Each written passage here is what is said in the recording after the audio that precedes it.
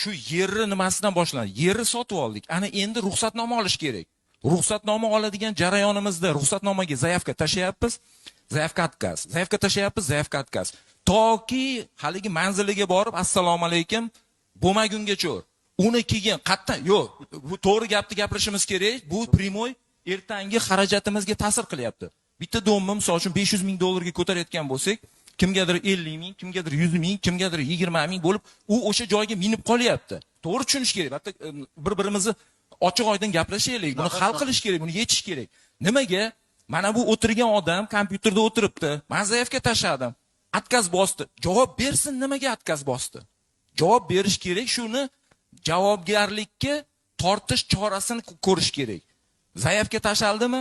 Nima sababdan sen bekor qilding?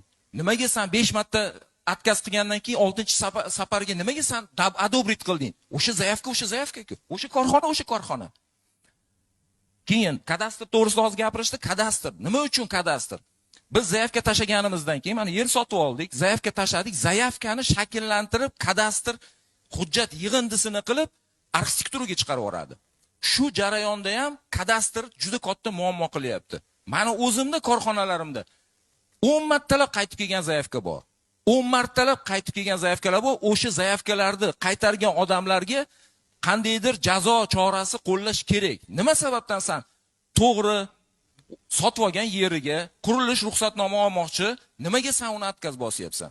Mana shu jarayonda o'zida har bitta domga o'rtacha Toshkent shaharda 200 ming dollargacha, Toshkent viloyatida 100 ming dollargacha xarajat o'tiribdi. Bu xarajatni yo'q qilsak, bu xarajatni to'g'ri soliqqa to'laymiz, jon deb to'laymiz.